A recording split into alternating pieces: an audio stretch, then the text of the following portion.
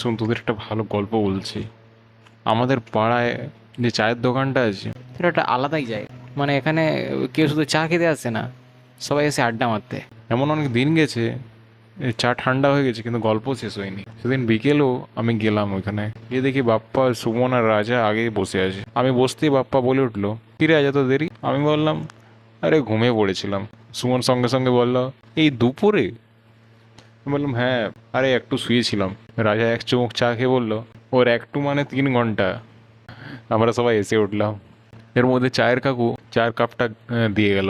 বাপ্পা কাপটা হাতে নিয়ে এমন ভান করলো যেন চা খেয়েও পৃথিবীর সব সমস্যার সমাধান করে ফেলবে।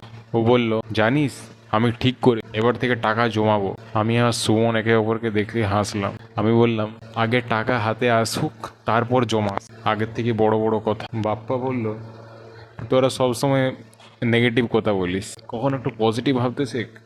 ঠিক তখনই কাকু পাশ থেকে বলে উঠলো, আগের সপ্তাহের 120 টাকাটা আগে দিয়ে যা ভাই, তারপর পজিটিভ চিন্তা ভাবনা করি। এবার এমন হাসি পেল যে চা প্রায় নাক থেকে বেরিয়ে যাচ্ছিল।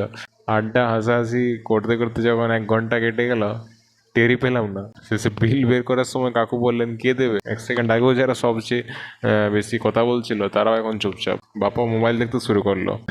রাজা রাস্তার দিকে তাকিয়ে রইলো। সুমন নিজের পকেট হাতাটাতে বলল, আরে আমার মানি ব্যাগটা কোথায় গেল? এই যা, মনে হচ্ছে রাস্তায় ফেলে দিয়েছি। আমি শুধু ওদিকে তাকিয়ে হেসে বললাম, ঠিক আছে, আজকেরটা আমিই দিচ্ছি, নাটক করতে হবে না তোদের। কাকু এসে বলল, তোর বন্ধুরা আর বদলাবে না রে। আমি বললাম, ওরা বদলে গেলে আমার আড্ডাটাই আর থাকবে না। সত্যি কথা বলতে কি, চায়ের স্বাদটা চায়ে না, বন্ধুদের এই আজে বাজে কথাতেই থাকে। তখন তোর গল্পটা কেমন লাগলো? গল্পটা ভালো লাগে লাইক শেয়ার সাবস্ক্রাইব করবে।